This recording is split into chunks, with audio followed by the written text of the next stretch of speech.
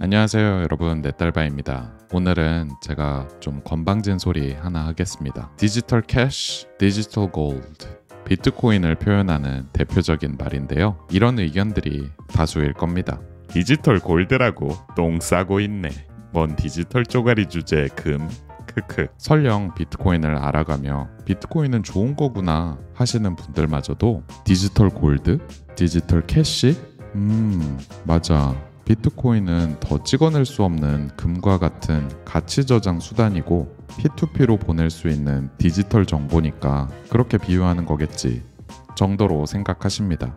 하지만 오 신기하네, 오 그렇구나 정도로 가볍게 넘길 일이 결코 아닙니다. 디지털 골드라는 의미를 진정으로 깨달으신 분이라면 말로 표현하기 어려울 정도로 대단하고 엄청난 것이라 가슴이 웅장해지고 벅차오르는 경험을 반드시 하게 되어 있으니까요. 오늘은 이에 대한 얘기를 해보면서 아직 가슴 벅차올랐던 적이 없는 분들이 계시다면 꼭 웅장해지는 가슴에 어쩔 줄 몰라 입을 틀어막는 경험을 같이 한번 해보시죠.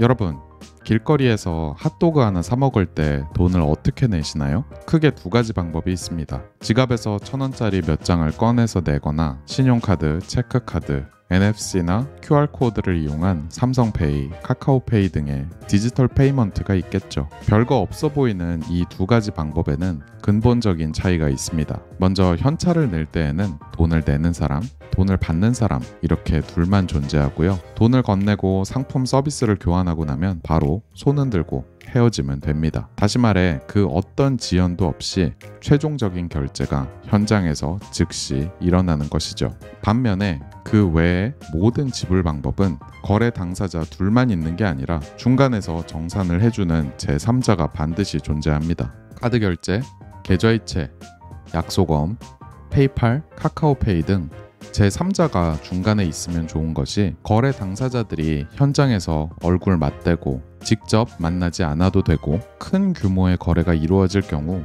돈다발을 굳이 들고 다니지 않아도 되죠. 특히 디지털 시대인 지금은 지구 반대편까지 빛의 속도로 제3자를 통해 돈을 주고받을 수 있으니 참으로 편리합니다. 이러한 두 가지 방식은 나름의 장단점이 있습니다. 현찰로 지불하면 굳이 중간에 두고 낄 필요가 없이 그리고 아무런 지연 없이 최종적인 결제가 현장에서 즉시 일어난다는 편리함이 있는 대신 거래 당사자들이 직접 돈다발을 소지하고 같은 시간, 같은 장소에서 만나야 한다는 불편함이 있고요. 반면에 제3자가 제공하는 결제 서비스를 이용하면 거래 시간과 장소가 반드시 일치해야 하는 불편함은 없지만 중간에 누가 낀다는 그 자체가 일종의 구멍이 될 리스크라고 할 수 있겠죠. 물론 평상시에는 제3자가 정직하고 빠른 서비스를 제공할 확률이 높지만 보이스피싱 방지 등 여러 가지 이유를 들어 제때제때 입금을 안 해줄 수도 있고요. 일정 금액 이상이거나 처음 보는 거래 유형이라든가 정작 돈의 진짜 주인인 나는 아무리 괜찮다고 해도 그 서비스를 제공하는 제3자의 눈에 아니 이거 이상한데 라고 보이는 순간 언제든지 자금이 동결되거나 지연되어 복잡한 절차를 거쳐야만 내 돈을 원하는 곳으로 보내거나 내 돈을 다시 되찾을 수 있습니다. 이러한 마일드한 형태의 제한도 있지만 한국 밖에서는 아주 극단적인 형태의 제한, 아니 거의 몰수와 같은 것들도 흔히 행해집니다. 국가의 잘못된 통화 정책으로 인해 자국 통화인 아르헨티나 페소 가치가 형편없이 추락하니 이를 어느 정도 방어하고자 은행에 달러 예금을 들어두었는데 어느 날 갑자기 내 돈인 달러가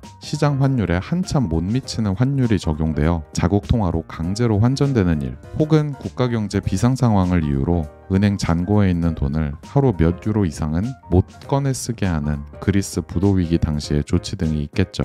자, 근데요, 저는 어떤 것이 어떤 것보다 더 좋고 나쁘다 이런 얘기를 드리려는 것은 아닙니다. 반복해서 말씀드리지만 오히려 제3자를 통한 결제 서비스가 특히 디지털 시대와 만난 뒤로는 인간에게 정말 많은 편리함을 준 것도 누가 봐도 사실이니까요. 거래 상대방과 같은 시간에 있을 필요도, 얼굴을 마주보고 만날 필요도, 큰 돈가방을 들고 다닐 필요도 없습니다. 디지털은 제3자 결제 서비스와 아주 궁합이 잘 맞는 걸 넘어서서 디지털로 처리하려면 반드시 제3자 결제 서비스여야 합니다. 다시 한번 강조할게요. 디지털 세계에서 일어나는 결제 서비스는 반드시 제3자가 있어야 한다. 왜 그럴까요?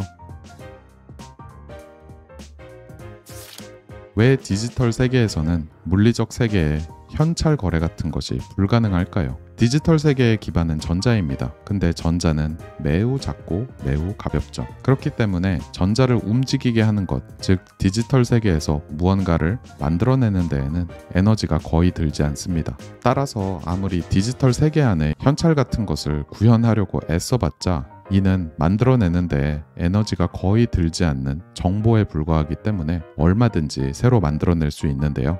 곰곰이 생각해보면 우리가 매일같이 주고받는 카톡 메시지도, 업무 이메일도, 그 이메일에 첨부하는 파일도, 여러분들이 지금 보고 듣고 계신 제 영상이나 음성도 이동하는 것이 아니라 끊임없이 복제되고 있는 것입니다. 이게 왜 중요하냐면요, 현찰 같은 것이 되기 위해서는 제 손에서 남의 손으로 건네지는 순간 제 손에서는 없어져야 하는데, 디지털 세계에서는 남의 손에 건네는 신용을 하면서 똑같은 것을 얼마든지 복제에다가 다시 제 손에 쥘 수 있기 때문에 디지털 세계에서의 현찰, 즉 디지털 캐시라는 것은 디지털 세계의 태생적 한계로 인해 불가능한 것이었습니다. 자, 그러면 아까 했던 얘기로 다시 돌아와 보겠습니다.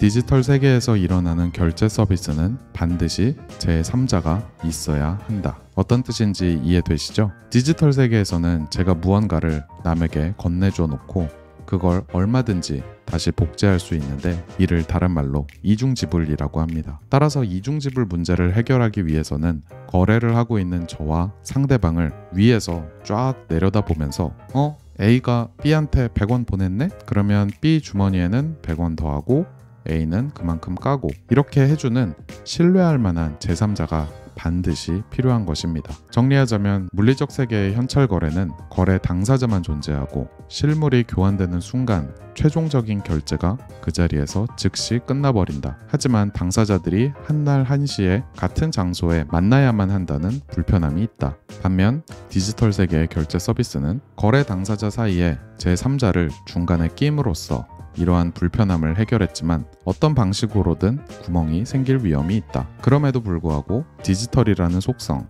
즉 빛의 속도로 지구 어디든 닿을 수 있다는 큰 효용을 우리에게 줘왔다.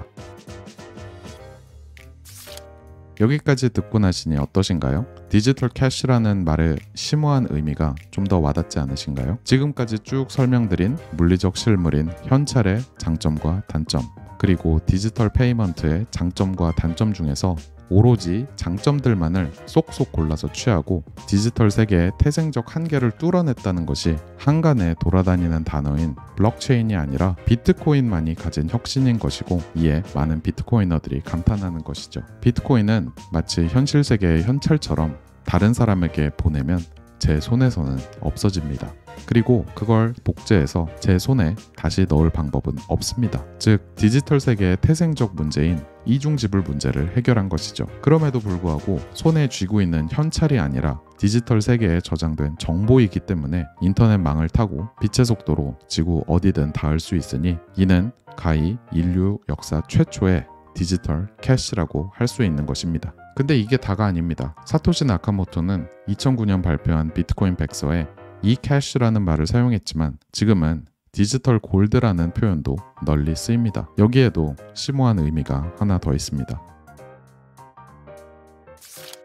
잘 생각해보면 위인의 얼굴이 새겨진 현찰조차도 누군가를 신뢰하는 것입니다. 그게 누구냐? 바로 그 명목화폐를 발행하고 법으로 정해서 사용하는 정부, 국가입니다. 근데 이젠 누구나 아는 것처럼 법정화폐는 그 가치가 필연적으로 서서히 혹은 빠르게 절하됩니다. 지금에 와서 과연 누가 열심히 벌어서 은행에 저금하면 부를 잘 축적할 수 있어 라는 얘기를 누가 믿을 수 있을까요? 여러 번 말씀드린 것처럼 권력을 잡은 누군가가 사악하고 무능한 인간이라 돈을 찍어내는 게 아니라 임기제 정치의 인센티브 구조가 돈을 찍어내는 방향으로 사회를 유도합니다. 하지만 희귀한 금속, 금이나 은 같은 것은 이런 게 불가능하죠. 왜냐하면 자연에 의해 그렇게 하지 못하도록 구속되어 있기 때문인데, 그러기에 언제나 그 생산량을 팍팍 늘릴 수 있는 철, 구리, 알루미늄 혹은 이 세상 모든 상품이나 서비스와는 달리 금과 은은 태생적으로 내재된 희소성,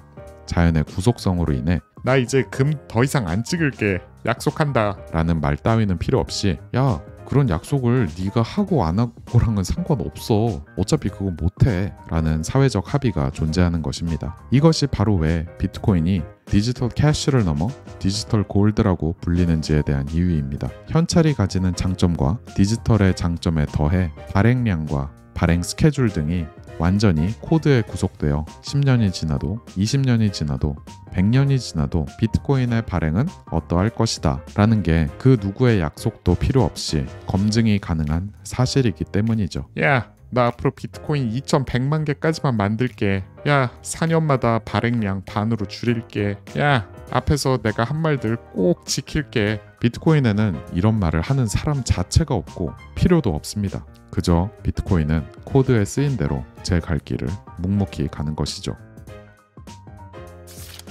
오늘 내용은 어떠셨나요? 거래가 일어나는 그 즉시 바로 완결된다는 현찰의 장점, 굳이 돈다발을 들고 동시에 같은 장소에 있지 않아도 된다는 제3자 결제 서비스의 장점, 빛의 속도로 지구 어디든 닿을 수 있다는 디지털의 장점, 마지막으로 통화 발행 스케줄이 철저히 코드에 구속되어 그 누구도 멋대로 변덕을 부릴 수 없다는 장점이 모두 모여 디지털 캐시, 나아가 디지털 골드라 불리는 비트코인. 아무쪼록 여러분들께서 디지털 캐시나 디지털 골드라는 단어가 주는 간결함에 맞아 그런 거지 나 뭔 말인지 다 이해했어 하면서 가볍게 지나가시기보다는 비트코인이 어떤 의미에서 진정한 혁신인지, 이게 왜 그렇게나 대단한 것인지, 왜 비트코이너들은 사토시를 천재처럼 생각하는지 등에 대해 한 번쯤 생각해 볼 만한 기회가 되었으면 좋겠습니다. 오늘도 끝까지 제 얘기 들어주셔서 감사드리고요. 다음 영상에서 뵙겠습니다. 감사합니다.